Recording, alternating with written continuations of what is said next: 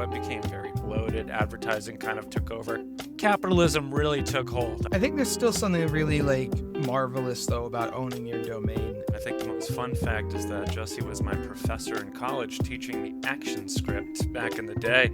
Hosting companies are really missing the mark on that one because they can come in and help them to understand the value of WordPress.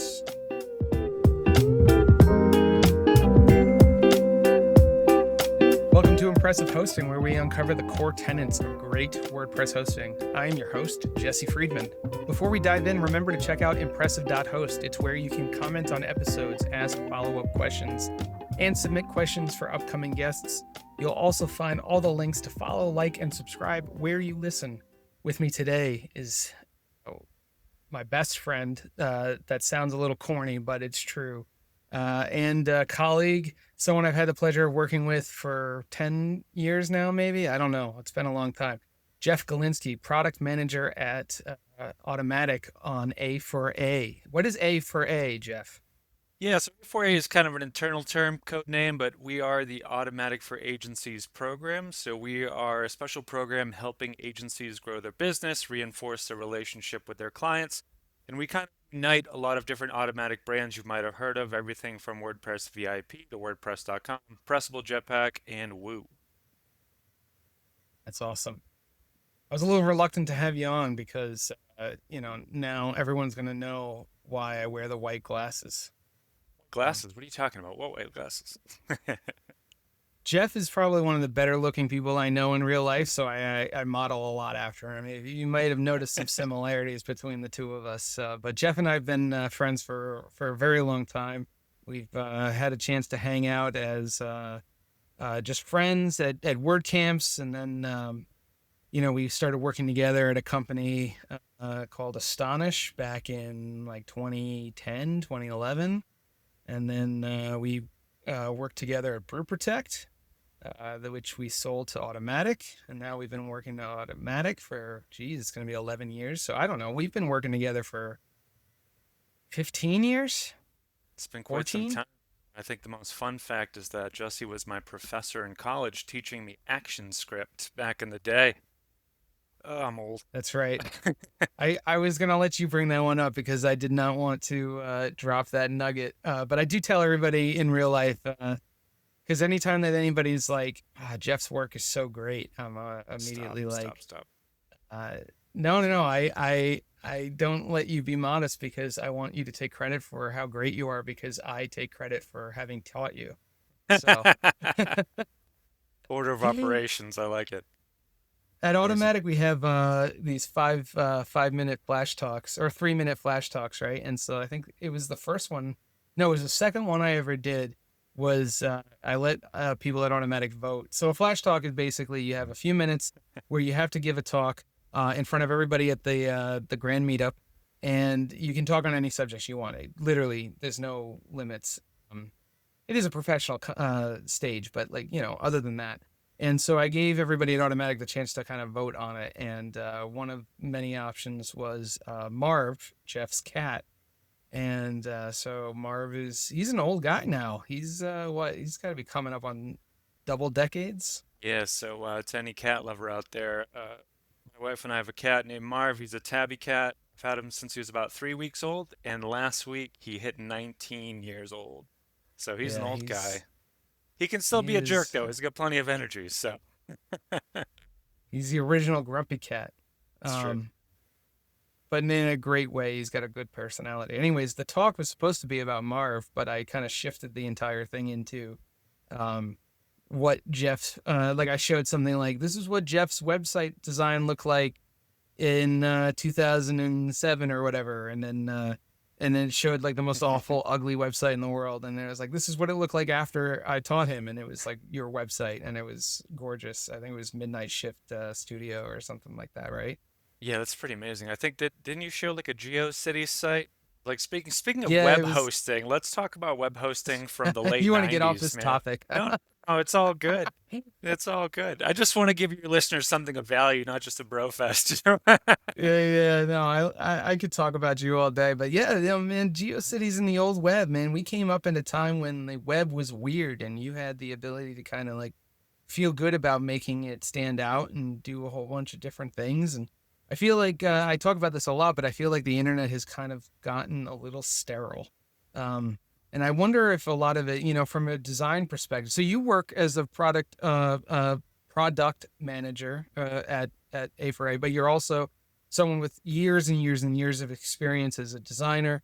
I don't think you'll ever drop the design part, because it's not just about pixels and colors and fonts. It's also about designing amazing experiences, which is what you do every day. But the way the web came up, it was just like it was an extension of your personality. You could make it anything you want. And then we had, Jeffrey Zeldman, who's been on the show, and we talked about standards and his push for web standards. And then we got into accessibility, and then we got into responsive web design and grids and frameworks and all the stuff that goes into helping you to accelerate the work in making websites. And I wonder, did a lot of that work both help us to make faster, more reliable, more accessible websites, but did it also kind of strip out some of the opportunities for us to kind of, express ourselves? Yeah, I think it might have. I mean, looking back, I remember like those Angel Fire sites and GeoCities and kind of how I got into web design. I grew up in like a very poor family and we couldn't really afford a computer. So my introduction to the internet was web TV. Is anyone familiar Mm. with web TV? It was this, You had a keyboard that would hook up to you. It was a wireless keyboard, right? yeah, it wasn't even wireless. Think I had a wired one, but it was basically you just attached it to your TV and you could do things like go into chat rooms and send emails. It was very basic. And so I got into the internet because I saw like those chat rooms and people were customizing their signatures in their emails, and like at the time I was super into the X Files. So I like scoured the internet, found like all those amazing X Files GIFs, or GIFs depending on how you want to pronounce it. And I really just got Hold on into a it. second, time out. It Oh, is here we GIF, go. and then we're putting an end to this right here, right now. No, Well, I no mean, GIFs here. one of my personal principles is that I always pronounce the acronym based on the first word. So graphics interchangeable format, right? G, hard G Yeah. there. So I'll pronounce it like that. That's All not a right, rule that's in it. English, We've but that's solved my it. No, rule. no, no. That's it. Like we can cut this, slice this up, and put it on the internet. It's Jeff has done. solved this problem once and for all. It just makes it consistent. It sets expectations, right? I like that. Good stuff. But yeah, it was like a lot of that, and then coding in Notepad, and it was still like the wild, wild west. There was really no consistency to anything, and I think the web standards really kind of made consistency amongst building websites. But then, as we start to see emerging technologies, the web became very bloated. Advertising kind of took over. Capitalism really took hold, I think, and so I think it bloated the internet quite a bit. So. Yeah, I think you're touching on something there that it's like in the past, the way in which the internet was consumed was, I have this idea, I have this concept, I have this content, I want you to consume it. And I feel very much like the internet of today. I'm not talking about like personal blogs or personal web. I'm talking about like just generally browsing the internet. It feels very much like there's this tug of war where you're building a website to trick people into spending time on it, clicking an ad, being exposed to an ad or whatever. And we get into clickbait and stuff like that. But like the other day, I was like, I read an article about something and it clicked me into like, or no, I asked a question and it brought me to a page, and I'm on my phone, and in it has the cookies banner asking me if I want to keep if I want to accept the cookies. Then a video pre-roll comes down from the top. Then there's a pop-up over it that asks if I want to have automatic push notifications to this website. I've never even visited this website. I don't even know what it's about. I'm just trying to get an answer to a question. And it's like bombarding me. It's like that episode of Futurama where they actually went physically into the internet and they were like being like physically attacked by ads. I feel very much like that's a lot of how the internet is shaping out these days. It just seems to be like a way to get people to get to their bottom line and convert on dollars. Yeah, and you know what? It's really interesting. I don't know if people are having this conversation yet, but one of the things I really love about AI is that like I get to circumvent all that. Now, as an example, like I recently got really heavily back into Magic the Gathering, the card game, and like I'm relearning how to play and I'm looking up all these rules. And in doing so, there are hundreds of thousands of sites about the rules and the cards, and there's ads everywhere.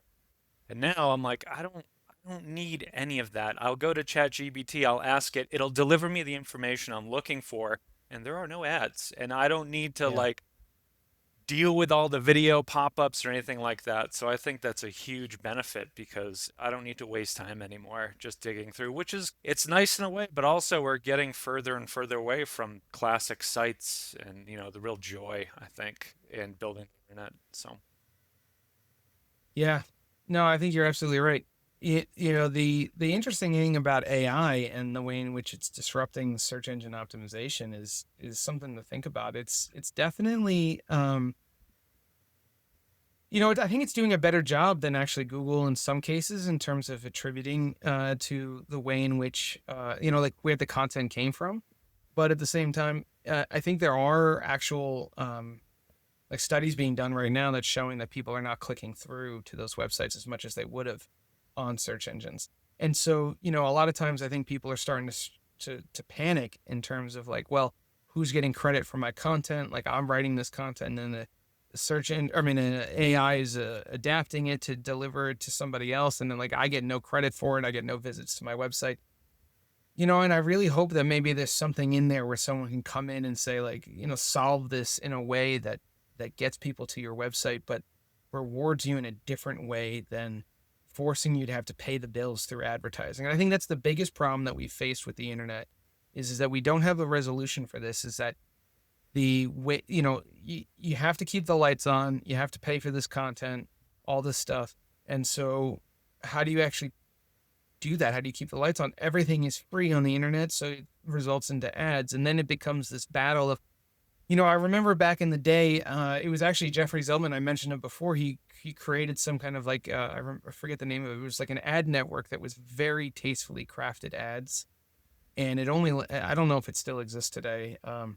But he did it on purpose because they wanted the advertising to be uh, at the same design level and user experience level as the time and effort that you're putting into the website. And now it feels like we've just kind of gone out the window. Like, you no matter how beautiful your news website is, it still has a car ad running on top of it while, there's banner ads at the bottom and everything's kind of like pushing you in a specific direction. And getting to that content is like kind of like trying to like push through a thick bush and just trying to get to like the other side of it. It's like a jungle in there.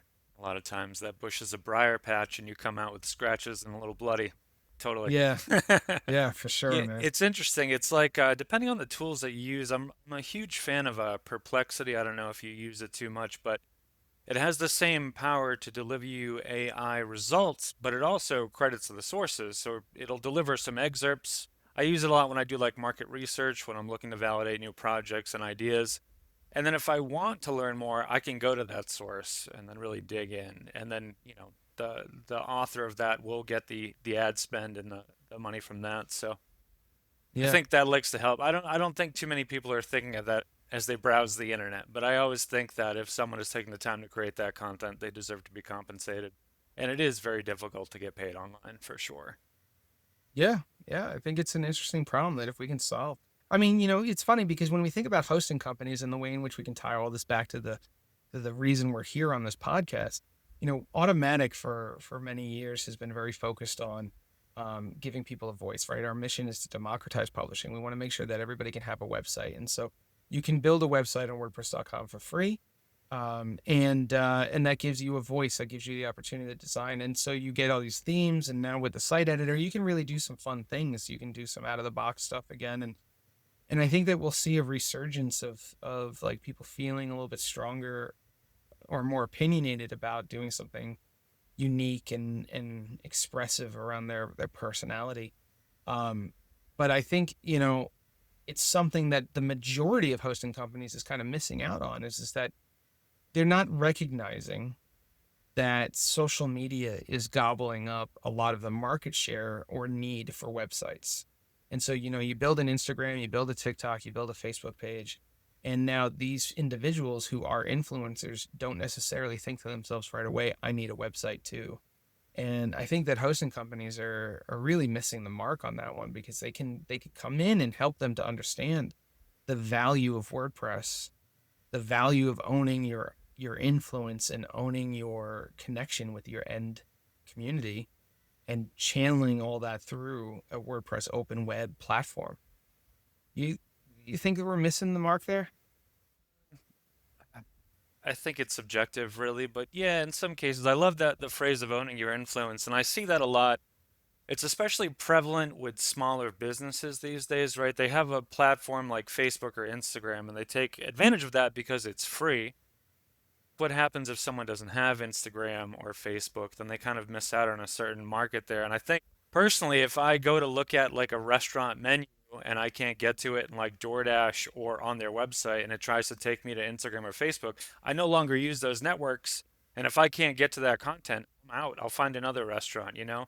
It's a very privileged thing to say, but I mean, it's true. I think there's a lot of difficulty in trying to capture that wider audience there for sure. Yeah. I think there's still something really like marvelous though about owning your domain and having a like a point of presence or a bit of property on the internet that is solely yours. I think with social media, you mentioned maybe somebody doesn't have Facebook or Instagram. It's funny because I think a few years ago we would have said that's ridiculous. Everybody does, but I think you, myself, I think maybe we're a little biased because we're in the same small circle, but there's a lot of us, I think it's a growing number of people who are staying out of social media more and more because it's just not the environment that they want to be spending their time in. We talk about like you and I have these conversations around like where do we want to spend our attention? Where do we want to focus our time? And it's not in these platforms. Um, 100%. And it's but a there's very focused experience too when you have your own website. Like if I go to Facebook or Reddit or any of those sites, my attention span is so minimal. If I see something, all of a sudden I'm looking at something else from another creator and I forgot what I was doing. Whereas on a website, you're there for one purpose only, really. And I think yeah. that's huge. Yeah, and I think but there's even a bigger problem with social media, which is that like you don't have control over the algorithm that delivers your content to those customers and you don't actually own the connection that you have to that end customer or not customer but community member. And so you run into an issue where you're not able to reliably build a foundation on this connection that you have with customers because it can be the rug can be pulled out from under you at any time. For sure. Yeah, but let's circle back to what you're working on with A4A. So A4A is an opportunity for you to connect with agencies. You're talking to agencies about what it is that they're dealing with on a day-to-day basis and the tools that they need to succeed. And you're collaborating by uh, offering them a set of products and services that kind of bring together some of the best things of Automattic and making that available to agencies. What is it like talking to agencies and how important is it for a hosting company to be actually getting into these types of one-on-one conversations? Yeah, it's very interesting. I mean, we have agencies of varying degree in size and complexity. We'll have the solo entrepreneurs that are managing maybe 10 sites, and then we have enterprise level clients managing thousands of sites, right? And the workflows of every segment of those agencies is completely different. So if we're talking about an agency who may just be starting out, they're really looking for tools to help them more efficient. They want pre-built things so it doesn't cost them much time and effort. So they're looking to adopt pre-made solutions. I think WooCommerce is great for those things. But also, if we look at the larger agencies, they have super refined, advanced workflows, and they need things to work a specific way. Security, performance, always top of mind. And so a lot of those agencies are building their own solutions because sometimes things in the market don't meet their needs exactly as they should, and they need them to. So they'll modify or build new solutions. So there's a wide range of folks that we see there, and learning about all these different use cases is incredible. I think, we have agencies all around the world, from India to Washington State, like we had all over the place, and learning about the cultural differences in these different markets. Folks in Japan are a lot different than folks in San Francisco, right? So, and the way that we perceive tools and just communication in general. So it's very interesting. Yeah, that's very cool. And so when you say different solutions, you're talking about the ways in which they're actually deploying websites, the tools that they're using, the plugins that they're building, things like that. But at the end of the day, they're getting their hosting from WordPress.com, Pressable. These are WP Cloud powered platforms, and then they have the ability to kind of work it into their workflow. Like Pressable has an API that allows you to like incorporate things like straight from deployment into the repo, so that you can go right from pushing a pull request into launching it across all the sites that you manage and things like that. Um, when an agency, we kind of talk about this all the time on this podcast, but like, what is an agency thinking about when they're thinking about reliability and security and performance? You touched on that, but one thing that we continue to see over and over again when we have these conversations is that they're getting far less they're not diving deep into the nuances of the technology that lives underneath of it all. They just want a promise or a guarantee or a testimonial or some kind of proof that things are going to be up and reliable. And then they're not actually looking at like how many cores are they getting, how many PHP workers are they getting, things like that. Like, do you feel that that resonates? Do you feel like it's much more about the promise, or is it that they're actually still doing this deep in-depth research on the technological front? Well, I think obviously the important thing is that promise and the end game, of course, but everything is just a set of constraints. So we have to look at all of those tools and all the performance and security measures all level up to make that promise achievable, right? So I think yes, there always is a focus on the technical aspect of it, but every agency wants the end game. They want a completely secure site, completely performance site that's always online, etc. So yeah, but it's just again a set of constraints that we need to focus on all those things to make sure, because there are a lot of companies out there that don't meet that promise. So agencies need to spot check and double check to make sure that those things are offered, right? Yeah, very cool. So do you run into conversations with agencies where they're thinking about WordPress, or maybe they're thinking about Shopify, and they're kind of going back and forth, and you need to kind of convince them to stay within WordPress? Or are most of these people coming in thinking, I know I want WordPress, I'm going to stick with it? Ooh, let's get into this. Yeah, sounds good. Yeah, so it's really interesting. I mean, you and I know from our history with WordPress, we've been involved since almost the beginning, 2005-ish, right? It's like WordPress came about and it was very development centric, developer oriented, so it just grew that way. And we've seen over the past 5, 10 years, like there's been a lot of these services popping up, everything from Wix to, Shopify, where it's very, very low code, no code oriented. So essentially, um, we've need to make that shift, like Gutenberg editor, right, to make it more accessible to everyone. So that's a huge concern. And what we hear from agencies is like a lot of these companies like Shopify are really going hard on marketing to end users. So the agency clients are seeing Shopify and that brand is being instilled in their mind. And so instead of going to agencies with problems to be solved, they go to agencies with the solution, like, hey, I want you to build me a Shopify store, instead of, hey, I want you to build me an e-commerce solution, right? So we hear a lot of then agencies have to kind of re-educate their clients or prospective clients on the solutions and be like, hey, well, we could go Shopify, and Shopify is great for X, Y, and Z, but if you really need a customized solution that's going to handle things at scale, we need to go with like a WooCommerce, for instance, right? So it's really interesting, this dynamic where, these companies, Wix, Shopify, Squarespace, are marketing so hard in the industry that all the end users are hearing about that and they think that they need to use those things, when I think the better solution is scalability within WordPress and the hosting that comes with it. So it's very That's interesting. interesting. So Yeah, so is A4A like providing help in supporting those agencies to have those conversations? absolutely. Yeah, the jargon is enablement materials, right? We're helping agencies get the information they need to then sell our solutions to their clients and prospective clients. So yeah, we're definitely going hard on that to help grow WordPress as a whole, really. I mean, it only benefits all of us, whether we're talking about Automattic products or any other product in the WordPress ecosystem. Yeah, that's a common theme throughout this podcast is this idea that when you are improving the experience that somebody has with WordPress, you're creating an environment where they're more likely to stay within the WordPress ecosystem longer. And I think maybe every episode I've brought this up at least once, where it's this responsibility that a hosting company has to the WordPress ecosystem to make sure that that first WordPress experience is a great one. And I don't think that only applies to the DIY or self-motivated individual who's trying to build something on their own. I think it also applies to agencies and enterprise, and that, if they're going to end up losing a customer, which is their livelihood, which is their, the ability to hire more people to keep their agency afloat, they're going to lose that customer because the hosting company is not providing a great WordPress experience that goes a long way to making them want to do more work outside of the WordPress ecosystem, and that is detrimental. We had a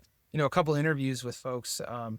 We had Brad Williams on from Web Dev Studios, and one of the things that he talked about was the power that comes from him pairing up with a hosting company to co-sell to his clients, and that as a hosting company, they're working together to kind of go after a client and create a unified front. Now, I would imagine with A4A, you said you have these enablement materials, so you're building and crafting these types of materials to help convey the conversation around not just WordPress but the actual hosting platform itself, and to empower these agencies to make these decisions. Does that mean that agencies are, in your experience, like with Web Dev Studios, they're a very unique agency. They're very large in the sense that they have big enterprise customers and things like that. But you had mentioned that A4A kind of caters to a very wide array of agencies from small, medium, large. Do you get the sense that agencies are passing the bill for hosting onto their end customers, or are they masking it and kind of like building it into their services and solutions? Like, how are they having at a larger scale, conversation? How are these agencies having the hosting conversation with their clients? Yeah, it varies across the board. Again, we hear literally all different agencies all work in different ways. So Yeah. we have things set up that allows for flexibility like that. If an agency wants to manage the billing and they want to include it in an itemized list and then bill the client directly on their own, they can do that. If they want to include it in their hosting package or care package or whatever they want, they can do that. We Yep. also offer like referrals. So if an agency doesn't want to manage the billing, let's say that they've just been hired to build a site and not really maintain it, and they don't want to manage all the ins and outs of the billing relationship, they can have their client pay for our products directly, and then they can make a referral on that. And then the client itself will own the product or the hosting. And the agency can just get in, build the site, do their thing, and then they can do whatever they want to do with that relationship. So again, we find I think the smaller agencies really like that approach with the referrals because they don't really have proper processes for managing tons of clients at scale. And so they might just want to make some money and then, resolve that relationship or whatever. So we see that. And then we see the larger agencies, the web dev studios, they fully comprehensive, they manage everything, right? So Yeah. it's pretty interesting. I think it's an interesting thing. So, like, if you and I were about to have this conversation to a room full of hosting companies who are asking us for our expertise around working with agencies, if they're building an agency program, it probably makes sense for that hosting company to consider making it so that the agency can package it up, sell it as an add-on to their own services, but also be the main point of contact, because an agency may not have or want the desire to just kind of funnel hosting support through them. So, like in the way in which Brad kind of described it, is that like it's their responsibility in the sense that they're the agency and they helped kind of advocate for this hosting company, so they're always going to be a little bit responsible.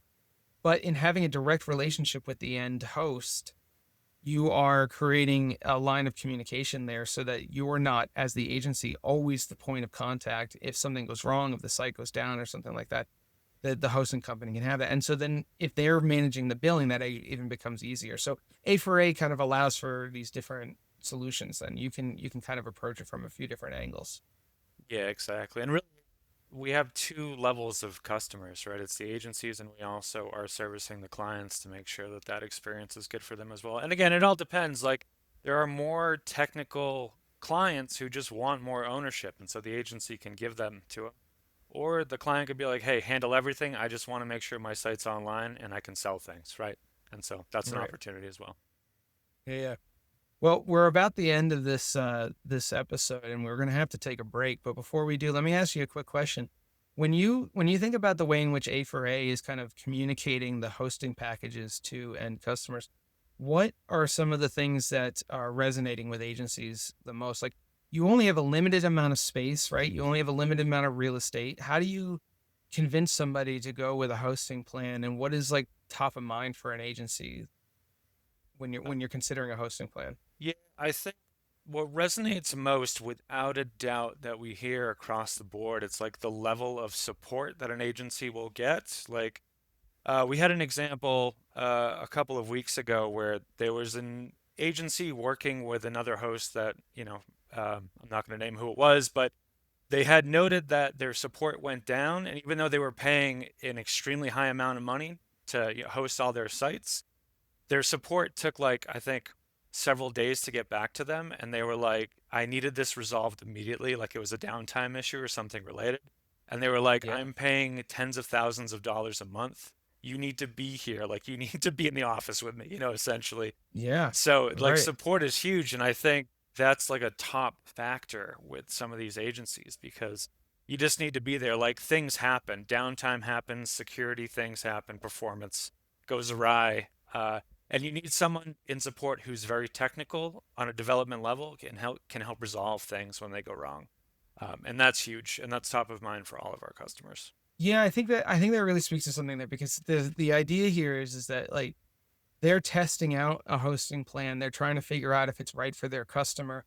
They can test probably the speed of it. They can throw a site on it. They can feel good about that. They can test the reliability. They can see what other people are seeing as far as uptime.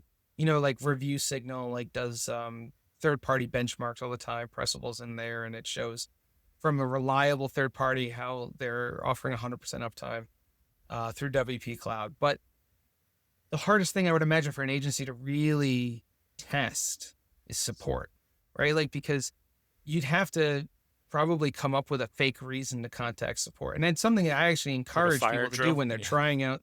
Yeah, right. Like, it, it is tough, but like, there are litmus tests that you can run to see how a hosting company is going to be able to provide you with support. How long are you going to wait? Is it live chat? Is it phone? What is it going to be? And so, I think to any agency out there who's considering that, I think that going within that free trial, and don't just test out the technical components of the hosting plan, but actually take the support for a run, see how it goes, and see how they respond to you. I think that's a really great tip.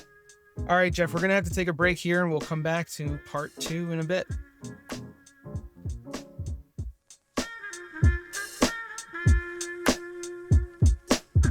Thanks for joining us on another episode of Impressive Hosting, where we uncover the core tenets of great WordPress hosting. Do you have a follow-up question for today's guest, thought or comment on anything we talked about, a future guest suggestion, a hosting horror story? What do you think makes great WordPress hosting?